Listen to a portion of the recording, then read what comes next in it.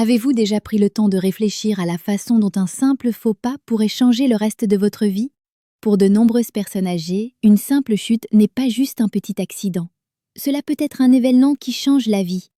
Une chute peut entraîner des semaines, voire des mois à l'hôpital, nécessiter des chirurgies ou une rééducation difficile, et dans certains cas, entraîner une perte permanente d'indépendance.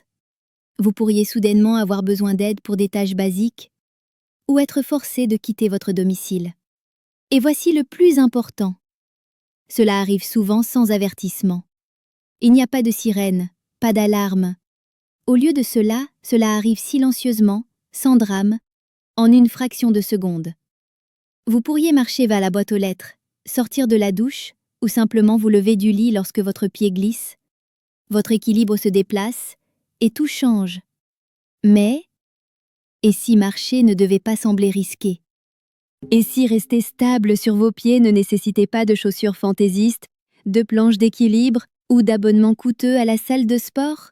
Et si de petits changements réalistes, des changements que vous pourriez commencer à utiliser dès aujourd'hui, pouvaient vous aider à marcher avec plus de confiance, de sécurité et de tranquillité d'esprit? C'est exactement de cela que parle cette vidéo. Nous allons explorer 6 techniques de marche pratiques utilisées par de vrais seniors à travers le pays. Ce ne sont pas des gadgets, ce sont des conseils basés sur des preuves que les kinésithérapeutes et les experts en vieillissement recommandent chaque jour pour aider les personnes comme vous à rester fortes, droites et indépendantes. Et elles sont simples, faciles à apprendre, faciles à mémoriser et faciles à intégrer dans votre marche quotidienne, que ce soit autour du pâté de maison ou à travers votre salon. À la fin de cette vidéo, vous ne connaîtrez pas seulement ces 6 techniques.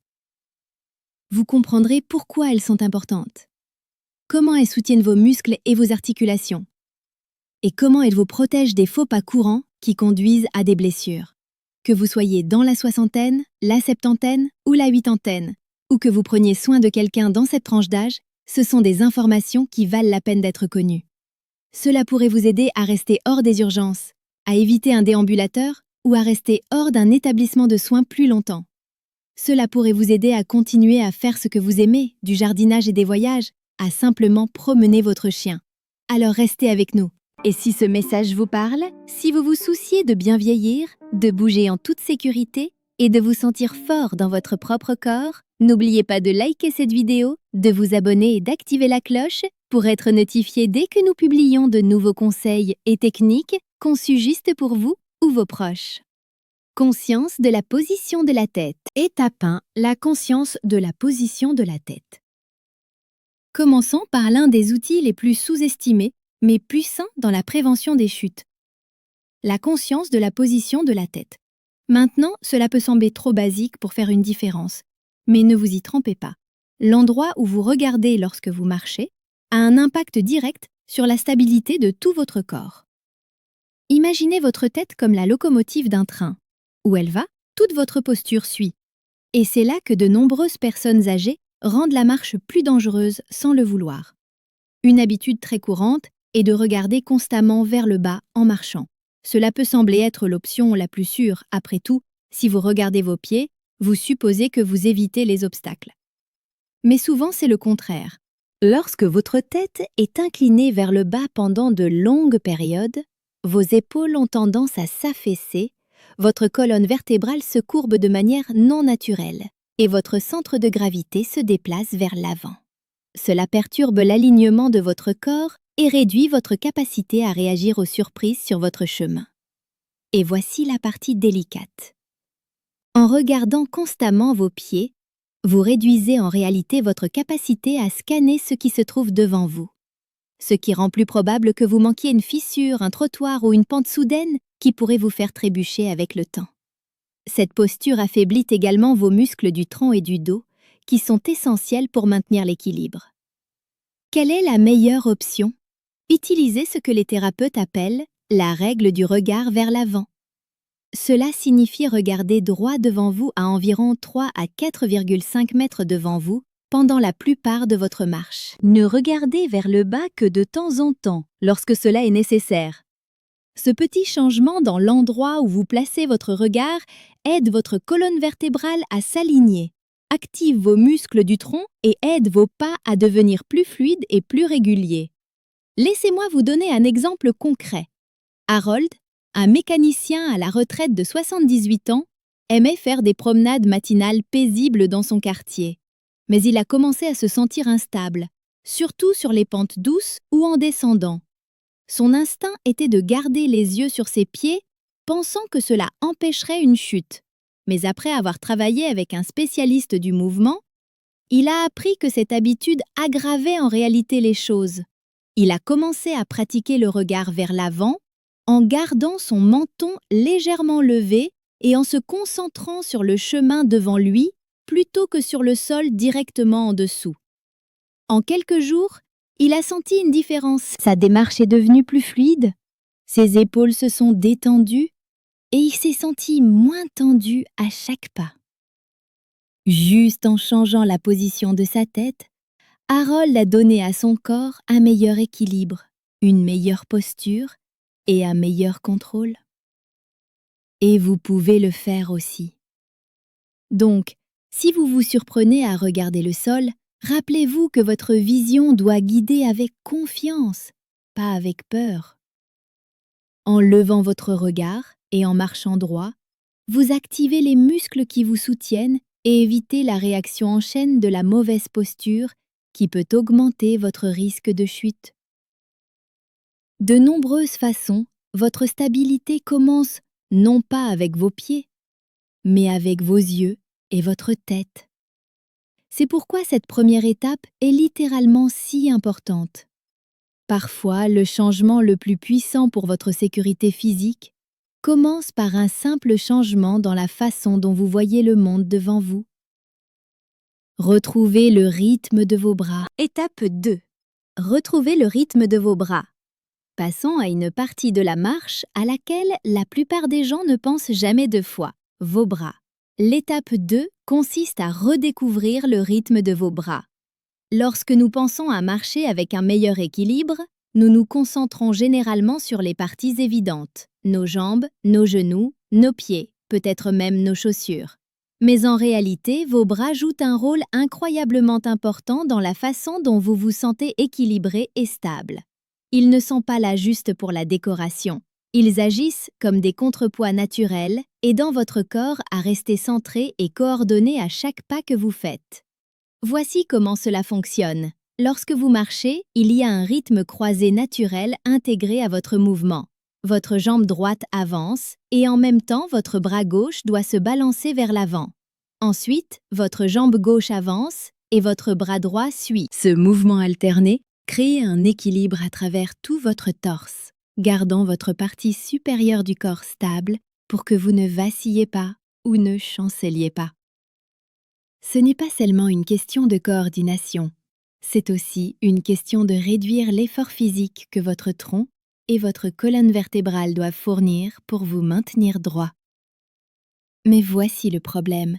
En vieillissant, nous cessons souvent d'utiliser nos bras comme nous le faisions avant, et beaucoup de gens ne réalisent même pas que cela se produit. Cela peut être dû à une raideur des épaules, à une douleur, ou même à des blessures qui rendent le balancement des bras inconfortable. Ou peut-être que vous êtes habitué à porter des sacs, à tenir un téléphone ou à vous appuyer sur une canne ou un déambulateur. Mais dans de nombreux cas, cela revient à une peur subconsciente. Lorsque nous avons peur de tomber, notre instinct naturel est de nous raidir. Et lorsque cela se produit, notre balancement des bras disparaît. Laissez-moi vous raconter une histoire réelle. Mademoiselle Bernice, une enseignante à la retraite de 79 ans, a commencé à utiliser une canne après une chute chez elle.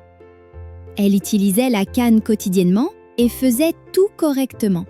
Mais étrangement, son équilibre ne faisait que s'aggraver, pas s'améliorer. Son kinésithérapeute a remarqué que son bras gauche ne se balançait pas du tout. Elle tenait la canne de manière rigide et gardait tout son haut du corps raide.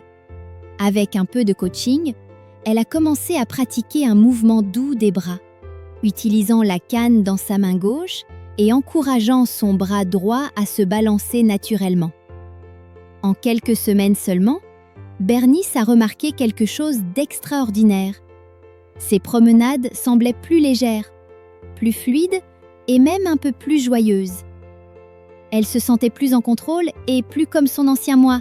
Alors, que pouvez-vous faire? C'est simple, mais puissant. Lorsque vous marchez, laissez vos bras bouger naturellement. Gardez vos coudes détendus, pas raides. Laissez vos mains rester détendues et ouvertes, pas serrées ou enfouies dans les poches. Et laissez vos bras se balancer en opposition à vos jambes, comme ils le faisaient lorsque vous étiez plus jeune. Il n'est pas nécessaire d'exagérer. Vous n'avez pas besoin de marcher au pas ou d'en faire trop. Même si une épaule est raide ou un bras est plus faible, essayez d'utiliser au moins un bras. Ce petit rythme peut encore créer de la stabilité pour tout votre corps. Si cette idée vous parle, laissez un commentaire en disant « Numéro 2 » pour que nous sachions que vous marchez avec nous dans ce voyage. Vos commentaires et votre présence nous aident à créer un meilleur contenu, plus utile, et nous aimerions savoir quels conseils se démarquent pour vous. Et n'oubliez pas de vous abonner et d'activer les notifications. Nous avons encore plus de conseils pratiques et améliorant la vie à venir pour vous.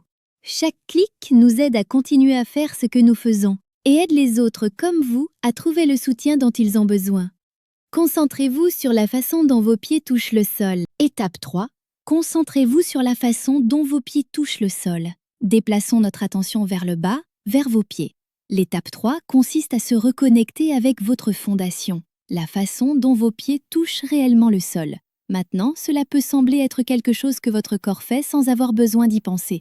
Mais étonnamment, le placement des pieds est l'un des facteurs les plus négligés dans la stabilité, et il joue un rôle énorme dans la prévention des chutes. Voici ce qui devrait se passer lors d'un pas sain.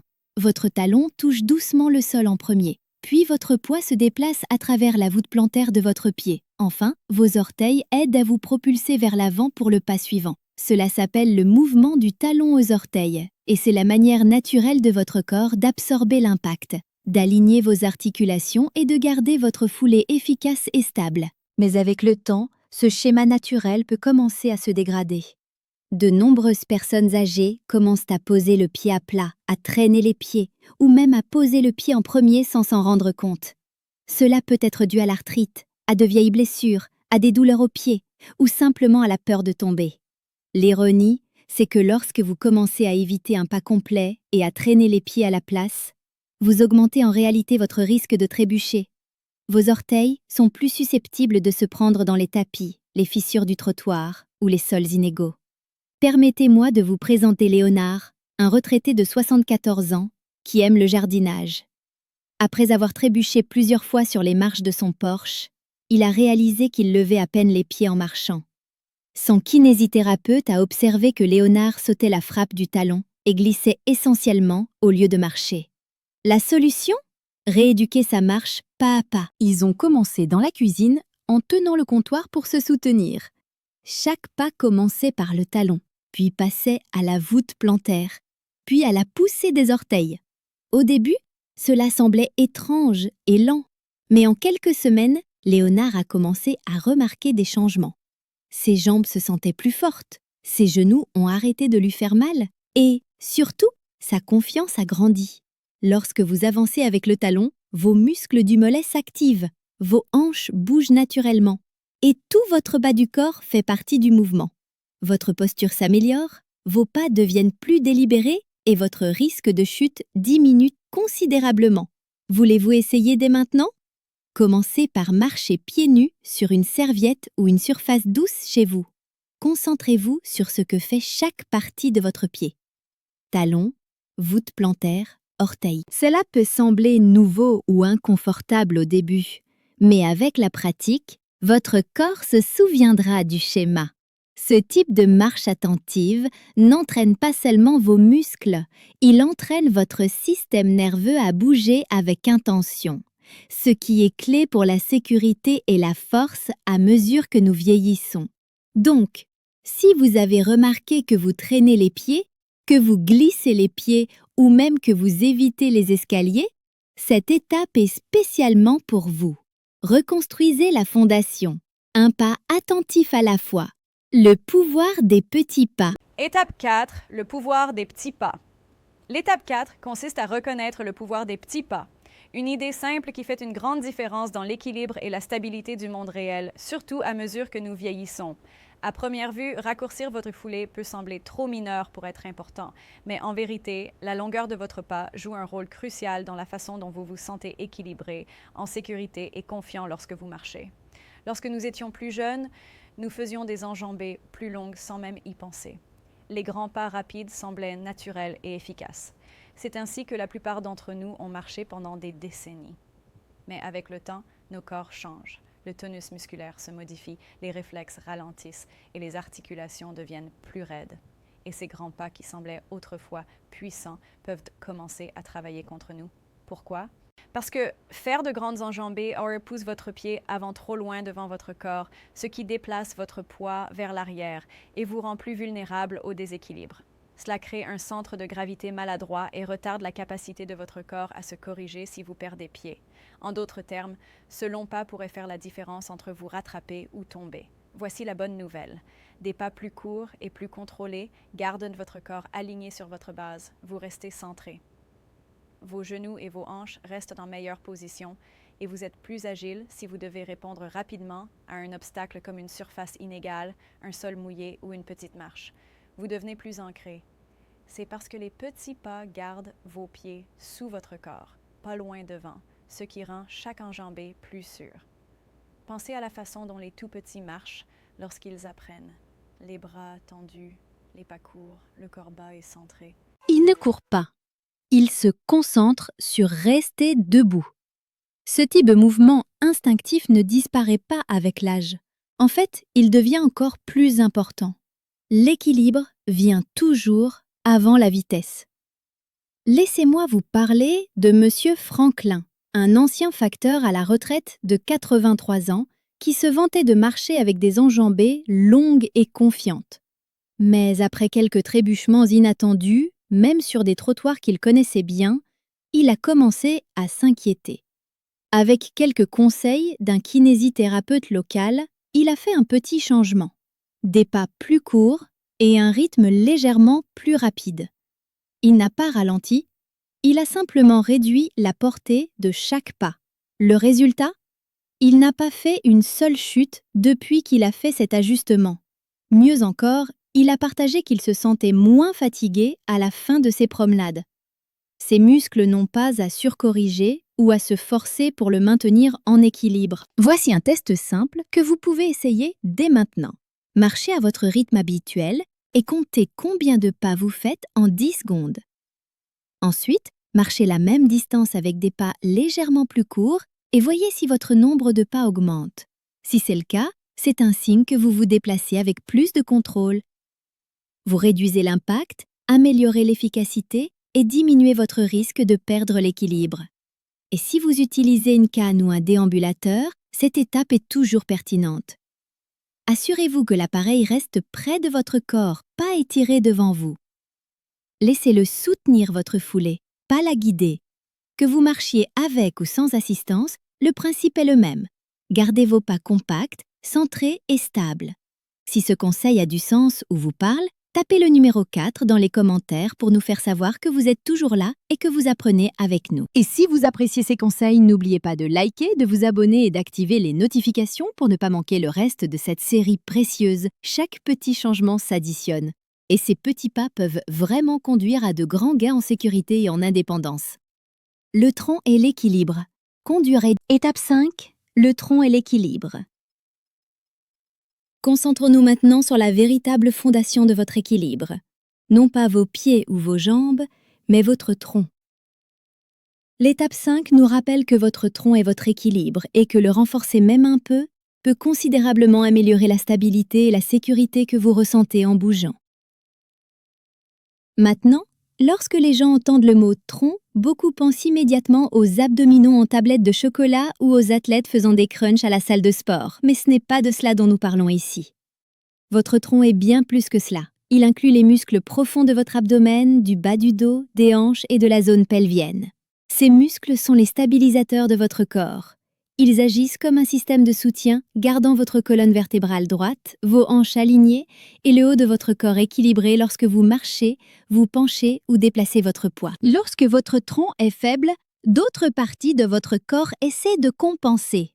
Vos jambes se tendent, vos épaules s'affaissent vers l'avant et votre marche devient raide ou chancelante. C'est à ce moment-là que les trébuchements, les hésitations et même les chutes ont tendance à se produire. La vérité est que, si votre centre n'est pas fort, tout le reste autour doit travailler plus dur, souvent au point de fatigue ou de douleur. Mais voici la partie encourageante. Vous n'avez pas besoin d'une salle de sport, de poids lourds ou d'équipements spéciaux pour renforcer votre tronc. Vous avez juste besoin de mouvements doux et intentionnels qui reconnectent votre cerveau et votre corps. L'un des meilleurs exercices que vous pouvez faire est incroyablement simple. Essayez ceci. Tout en étant debout à côté d'un comptoir solide ou d'une chaise, soulevez un pied du sol de quelques centimètres. Maintenez la position pendant 5 secondes puis changez doucement de côté. Cela peut sembler instable au début. C'est une bonne chose. Ce léger défi active vos muscles dits troncs, aide votre cerveau à se recalibrer et, avec le temps, apprend à votre corps à mieux équilibrer. Voici un autre conseil facile. Tout au long de votre journée, pendant que vous vous brossez les dents, cuisinez ou même marchez, tirez légèrement votre nombril vers votre colonne vertébrale pendant quelques secondes. Cette légère tension engage vos muscles du tronc sans forcer quoi que ce soit. Elle renforce les muscles sur lesquels vous comptez pour la posture et la coordination. Et personne ne remarquera même que vous le faites. Madame Liliane, âgée de 81 ans, a commencé à faire ces mini-exercices en attendant que son thé infuse chaque matin. Après quelques semaines, elle a remarqué quelque chose de remarquable. Sa posture s'est améliorée et elle ne ressentait plus cette sensation d'instabilité et de dérive lors de ses promenades quotidiennes. Selon ses mots, c'est comme si mon corps se souvenait de la façon de se tenir droit à nouveau. Donc, ne pensez pas à l'entraînement du tronc comme à quelque chose réservé aux jeunes ou aux super sportifs. Votre tronc est votre stabilisateur personnel, votre force silencieuse, et il n'est jamais trop tard pour le renforcer. Car lorsque votre tronc est fort, votre équilibre s'améliore. Et lorsque votre équilibre s'améliore, votre liberté de bouger, d'explorer et de vivre avec confiance s'améliore également. Conscience des motifs et transition du sol. Étape 6. Conscience des motifs et transition du sol. L'étape 6 consiste à augmenter votre conscience des motifs et transition du sol. Un détail subtil mais crucial que beaucoup de gens ne considèrent pas jusqu'à ce qu'il soit trop tard. Croyez-le ou non, l'une des causes les plus inattendues et négligées de chute chez les personnes âgées n'est pas toujours le désordre ou les objets lâches. Ce sont ces changements silencieux, presque invisibles, dans la surface sous vos pieds que votre cerveau ne traite pas assez rapidement.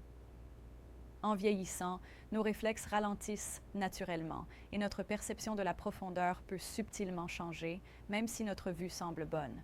Donc, lorsque vous passez d'un type de revêtement de sol à un autre, d'un parquet à un tapis, de carrelage à moquette ou même en montant sur un tapis, vous ne remarquez peut-être pas immédiatement le changement de hauteur, de texture ou d'adhérence. Et ce demi-seconde de retard dans l'ajustement, c'est tout ce qu'il faut pour perdre l'équilibre. Ces changements ne sont pas seulement visuels, ils affectent tout votre système sensoriel. Par exemple, la moquette est plus douce et absorbe les chocs, tandis que le parquet ou le carrelage réfléchit le son et peut sembler glissant ou plus frais sous les pieds. Même un changement d'éclairage, comme passer d'une pièce bien éclairée à un couloir avec des ombres, peut altérer vos indices de profondeur, surtout si vous portez des verres bifocaux ou progressifs, qui sont connus pour déformer la perception de la profondeur sous certains angles. Cela rend les trottoirs, les escaliers et les bords encore plus délicats. C'est pourquoi de nombreux kinésithérapeutes et experts en équilibre recommandent une technique surprenamment simple mais puissante. Lorsque vous marchez, nommez silencieusement la surface sur laquelle vous allez poser le pied. Vous n'avez pas besoin de le dire à voix haute. Dites-vous simplement carrelage, tapis, marche descendante ou parquet. Cela peut sembler étrange au début, mais ce petit indice mental active la concentration de votre cerveau, vous aidant à rester alerte et à anticiper les changements de surface avant de les ressentir. Peter, un ancien directeur d'école à la retraite de 79 ans du Minnesota, a commencé à utiliser cette technique après avoir failli tomber sur un sol en marbre brillant dans son centre communautaire local. Le sol semblait plat, mais les reflets de l'éclairage au plafond le faisaient paraître ondulé et inégal, ce qui a perturbé sa marche.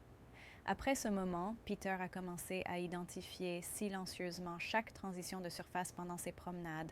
Il dit que cela ne l'aide pas seulement à éviter les faux pas, mais le fait réellement se sentir plus en contrôle, comme s'il marchait avec intention, pas avec anxiété. Soyez également particulièrement prudent avec les sols très brillants ou les carrelages polis. Le brillant peut tromper vos yeux en leur faisant croire qu'il y a une bosse ou un creux là où il n'y en a pas.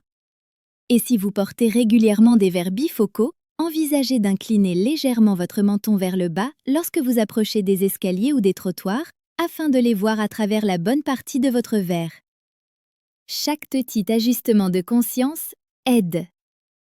Souvenez-vous de ceci, même le plus petit changement de surface mérite toute votre attention. Ne laissez pas la familiarité avec votre maison ou votre routine vous endormir en mode pilote automatique. Plus vos pas sont intentionnels et conscients, plus votre mouvement devient sûr et confiant. Si vous regardez toujours et que ce conseil vous a parlé, commentez le numéro 6 ci-dessous pour que je sache que vous êtes toujours avec nous. Et si vous avez trouvé de la valeur dans cette étape, envisagez de vous abonner et d'activer les notifications. Ainsi, vous ne manquerez pas le reste de Zabagno dire également. Et fait de si, Memreli la Allegri, cette série enrichissante sur la marche plus forte, plus sûre et plus librement. Marcher avec un but, pas avec peur. Marcher avec un but, pas avec peur. Prenons un moment pour tout rassembler. Le vieillissement apporte de nombreux changements, certains attendus, d'autres surprenants. Mais pour de nombreuses personnes âgées, l'un des changements les plus difficiles sur le plan émotionnel est la peur silencieuse de tomber. C'est une peur qui peut s'insinuer dans les moments les plus ordinaires. Traverser une pièce, descendre d'un trottoir ou simplement se lever d'une chaise. La peur ne concerne pas seulement la chute, c'est la possibilité de perdre son indépendance, de ne pas se rétablir complètement, de voir son monde devenir plus petit. Mais voici la partie que nous oublions souvent. Vous n'êtes pas impuissant. Les petites décisions conscientes ont un énorme impact, parfois bien plus grand que tout équipement sophistiqué ou programme coûteux. Les 6 techniques de marche que nous avons partagées aujourd'hui ne sont pas des entraînements extrêmes ou des régimes compliqués. Ce sont des actions naturelles, simples et pratiques. Des choses que votre corps sait déjà faire. Vous ne partez pas de zéro. Vous vous reconnectez avec la sagesse que votre corps possède déjà. Et la belle vérité est celle-ci. Lorsque vous pratiquez ces étapes de manière cohérente, en levant la tête, en engageant votre tronc, en raccourcissant votre foulée, en vous concentrant sur vos pieds, en balançant vos bras et en restant conscient du sol sous vos pieds, vous ne réduisez pas seulement votre risque de tomber. Vous transformez la façon dont vous bougez. Vous passez de la marche par peur à la marche avec liberté et confiance. Ce n'est pas seulement un progrès physique, c'est une libération émotionnelle. Car lorsque vous cessez de douter de votre corps et commencez à lui faire à nouveau confiance, tout change. Vous n'avez pas à bouger parfaitement. Vous devez simplement bouger avec intention. Chacun de ces petits changements est une pierre angulaire. Ensemble, ils reconstruisent votre indépendance et renouvellent votre croyance en ce qui est possible. Alors prenez cela comme un rappel doux mais puissant. Vous n'êtes pas fragile. Vous vous adaptez, vous apprenez. Et chaque pas en avant, aussi petit soit-il, est un acte de force silencieux. Continuons à marcher ensemble. Maintenant, j'aimerais vraiment avoir de vos nouvelles. Laquelle des 6 étapes vous a le plus parlé aujourd'hui? Y en a-t-il une qui vous a fait dire « c'est exactement ce que j'avais besoin d'entendre » ou peut-être celle que vous allez essayer demain matin lors de votre marche quotidienne? Veuillez partager vos pensées dans les commentaires. Votre perspicacité pourrait être l'encouragement exact dont quelqu'un d'autre a besoin d'entendre. Créons un cercle de soutien où nous nous aidons mutuellement à traverser ce voyage du vieillissement, avec plus de force, de sagesse et de grâce. Si quelque chose dans cette vidéo vous a aidé, je vous demande gentiment de liker cette vidéo, de vous abonner à notre chaîne et de la partager avec quelqu'un qui vous est cher. Que ce soit un ami, un parent, un voisin ou un partenaire, votre simple partage pourrait changer la journée de quelqu'un. Merci de nous avoir accordé votre temps aujourd'hui. Nous sommes si reconnaissants de marcher sur ce chemin avec vous. Prenez soin de vous, restez forts et, comme toujours, continuez à avancer.